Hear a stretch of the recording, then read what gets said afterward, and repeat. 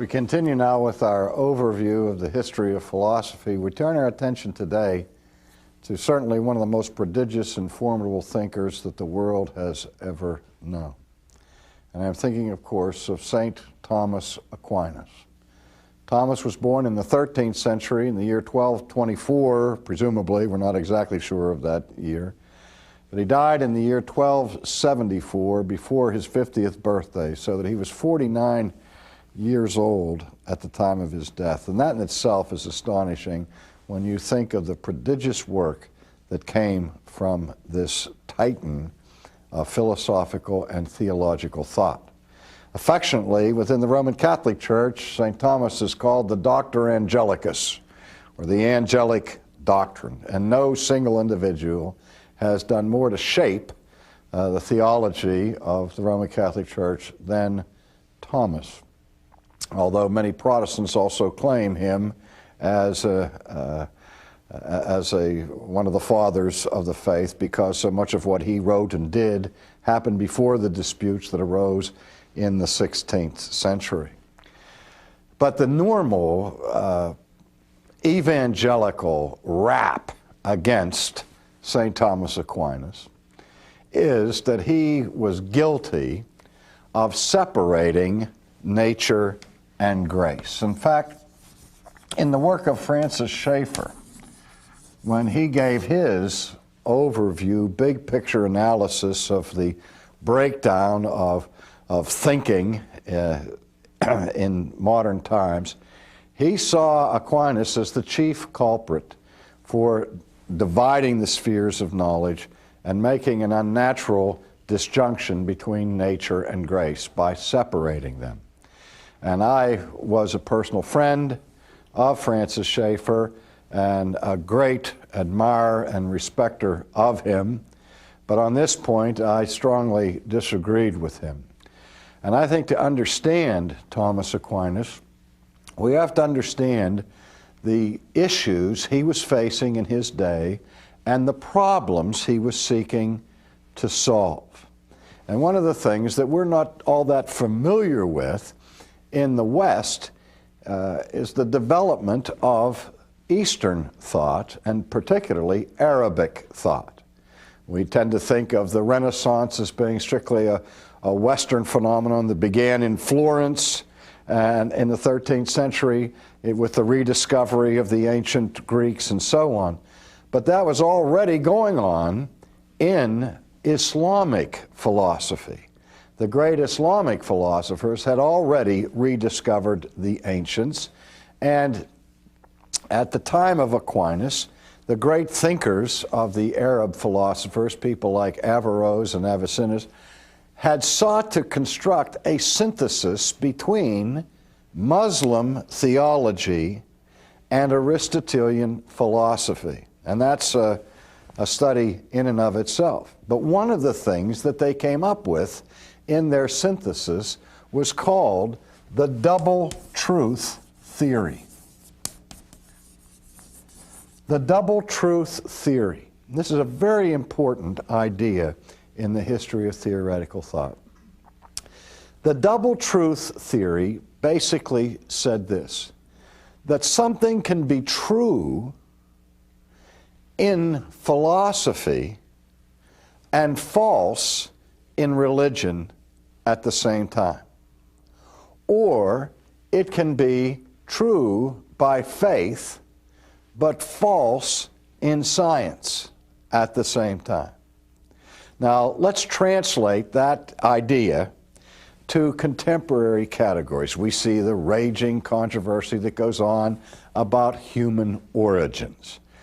Are we, as human beings, the product of a purposive act of divine creation, or are we merely fortuitous cosmic accidents, grown-up germs that have spontaneously come out of a chance collision of atoms and so on? Now, obviously, we cannot both be purposefully created by a self-existent eternal God and at the same time be cosmic accidents. Those two concepts cannot be reconciled. But a double truth thinker would say this: well, I'm a religious person, but I'm also a scientist. And so on Monday, Wednesdays, and Fridays, I will believe in creation, and on Tuesdays, Thursdays, and Saturdays, I'll believe in man as a cosmic accident, and on Sunday I'll rest from the controversy. Do you see what's going on here is a separation or a disjunction between faith and reason, between philosophy and religion, between theology and science, where the two don't meet or ever overlap. Now, it's precisely against that kind of thinking that St. Thomas Aquinas, who had been the illustrious student of Albert the Great, and who had been called by his student classmates while he was in school the dumb ox of Aquino, to which Albert the Great replied, "This dumb ox is going to astonish the world with his brilliance." But in any case, it was against this kind of thinking that Aquinas was responding, because he realized that if you had that kind of disjunction between faith and reason, and antithesis between science and religion, you would end up as an intellectual schizophrenic, and it would make truth impossible to reconcile. And so what he did was he said that there are certain truths that we learn from nature, and other truths that we learn from grace. And what he means by that is something like this. If you study nature, you can learn something about the circulatory system of the human body. But you can read the Bible all you want, and the Bible will not reveal to you the intricacies of the circulatory system of the human body or the molecular structure of a leaf. That you have to apply natural science and so on to empirical investigation to discover that sort of thing. So you get certain truths that don't contradict the scriptures or contradict special revelation, but you don't find that content in the Bible. You find other truths, according to Aquinas, that are revealed to us only in the Bible, that you can't discover with a microscope or with a telescope. For example, the God's plan of salvation. You can't study that in a laboratory. You get that through the revelation of Scripture. So you have two sources of truth, grace and nature. Now, maybe the distinction, the words that he uses, are a little bit unfortunate and misleading, because one thing that Thomas did not believe in was that nature functions or exists independent from God. But what he has in view here is more like the distinction we make in theology between special revelation and general revelation. Special revelation is that revelation that comes to us in Scripture, and general revelation is that which comes through nature, through the created order. The heavens declare the glory of God, the firmament shows its handiwork, and so on. But both of those are truths that come from God.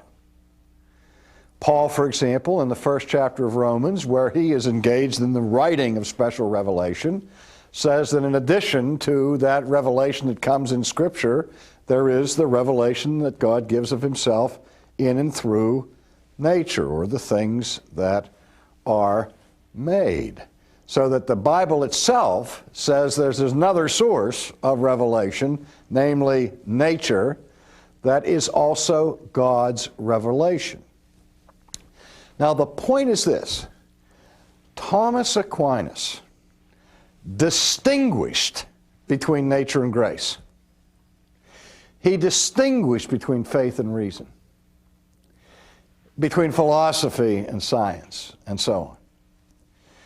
But as I try to teach my students in the seminary, one of the most important distinctions you will ever learn, and keep in mind that if it's the prerogative of the woman to change her mind, it is the prerogative of the theologian to make fine distinctions. That's our stock and trade.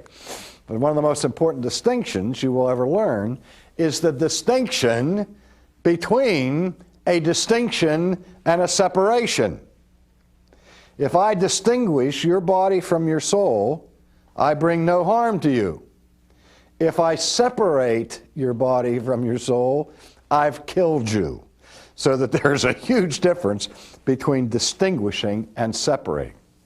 Now, Thomas certainly distinguished between nature and grace, but not for the purpose of separating them, but for the purpose of showing their ultimate unity.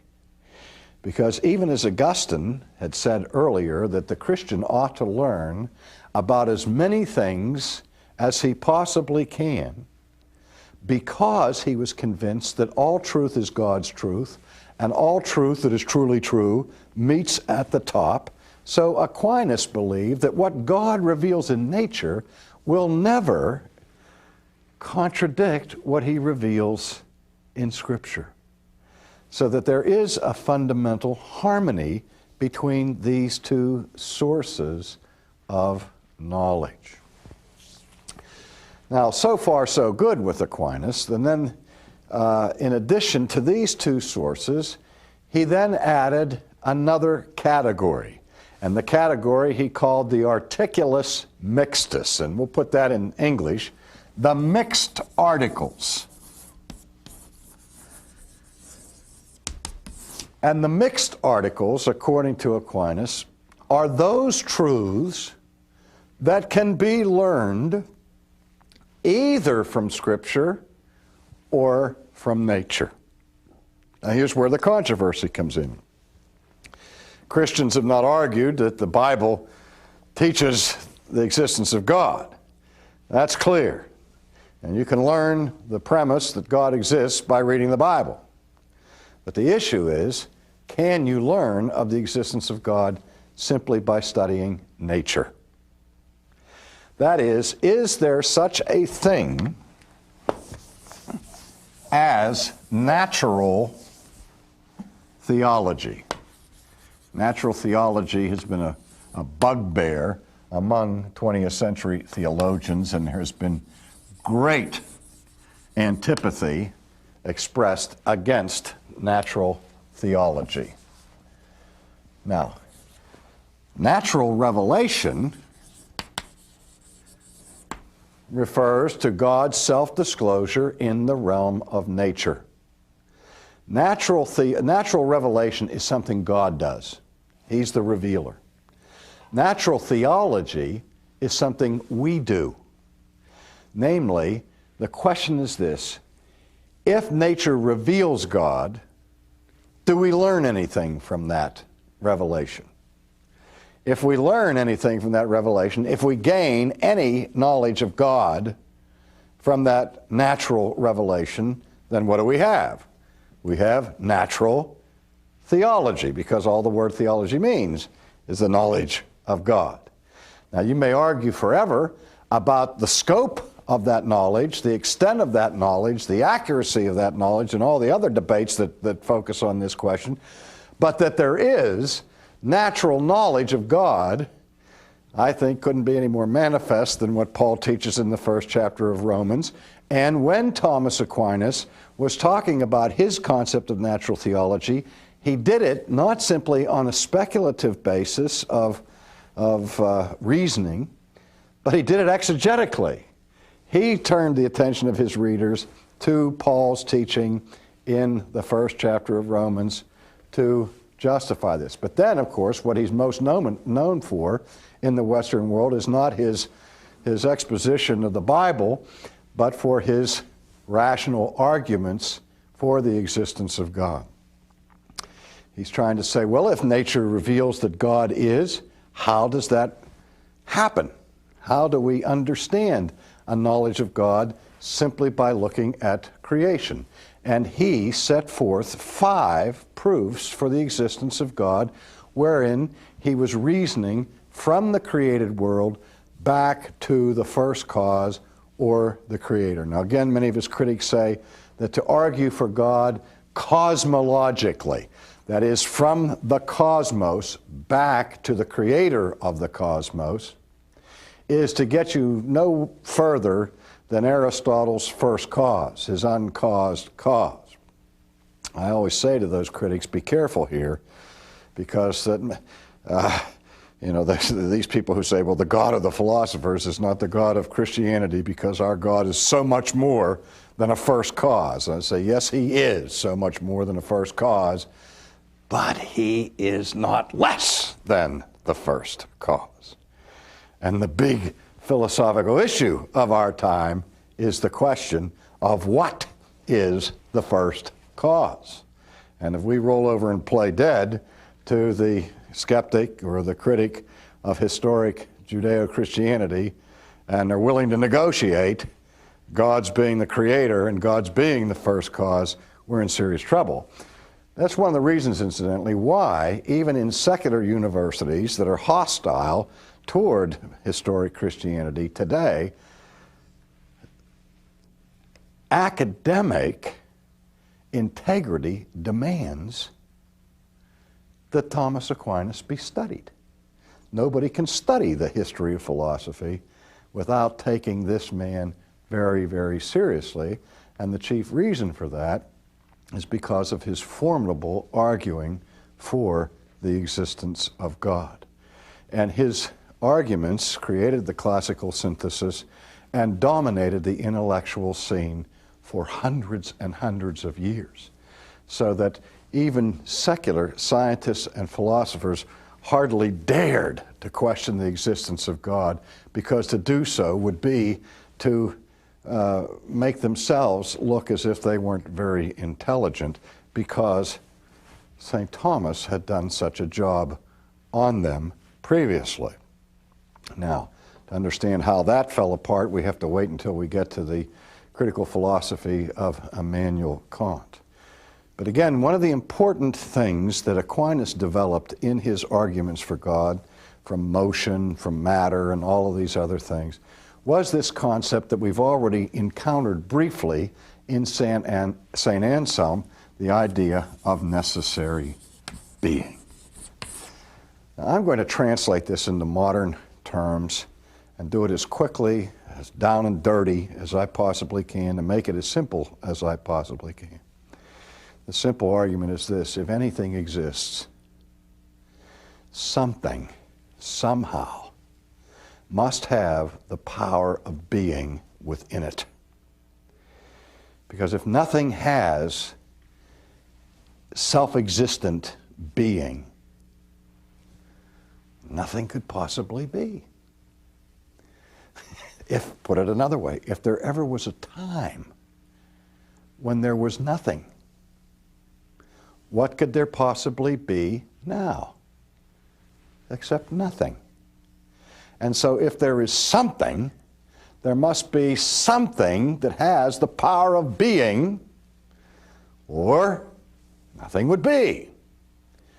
And that which has the power of being ultimately can't be dependent or derived contingent being, because if my being is caused by something other than myself or outside of myself, and then it is caused by something other than itself, and another, and you go on to what's called the infinite regress, that's manifest absurdity. Now, not everybody thought it was manifest absurdity. In our day, Bertrand Russell had a public debate with Frederick Copleston, the great Roman Catholic philosopher, and Copleston tried to show Russell that the concept of an infinite regress is irrational and inconceivable, and Russell kept insisting that he could conceive of it. And of course, the problem with the infinite regress is that it takes the problem of self-creation, which we've already looked at, and compounds the error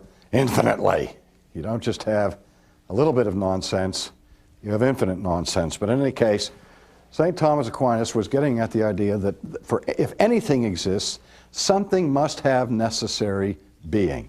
Now, again, there's a little bit of trickiness here, because the word necessary is used two different ways. Necessary being can mean logical necessity, meaning that if we are rational, if we are logical, logic necessitates that we postulate the idea of a self-existent eternal being. To deny that is to end in illogical absurdity. So one could say that the idea of God is a logically necessary idea. That's the kind of thing Anselm was trying to do. But perhaps even more importantly is the idea that Thomas is talking about when he talks about necessary being, meaning that God's being is ontologically necessary. That is, we're talking about being that cannot not be. If God is eternal and he has the power of being within himself, it means that he exists not by some kind of external logical necessity, but by the necessity of his own being. Because that's what being is. That pure being, which has no potentiality, according to Aristotle, in its pure form, pure actuality, does not have the power to stop being. Because it's eternally self-existent and self-sufficient. That's why we proliferate attributes about God in terms of his immutability, his eternality, his infinity, and all the rest. So it's that kind of thing that St. Thomas talked about. The other thing that's important for Thomas is the importance he put on what's called the analogia entis, or the analogy of being. We are human beings. God is the supreme being. And the difference between the supreme being and the human being is being. I don't have the power of being in and of myself. There's no logical necessity for anybody to believe that I exist or that I would exist 100 years ago. I mean, my birth was not a necessary concept. People could conceive of my never being born. All right? Now, on the other hand, I don't have necessary being if I'm a creature. Only the supreme being has that.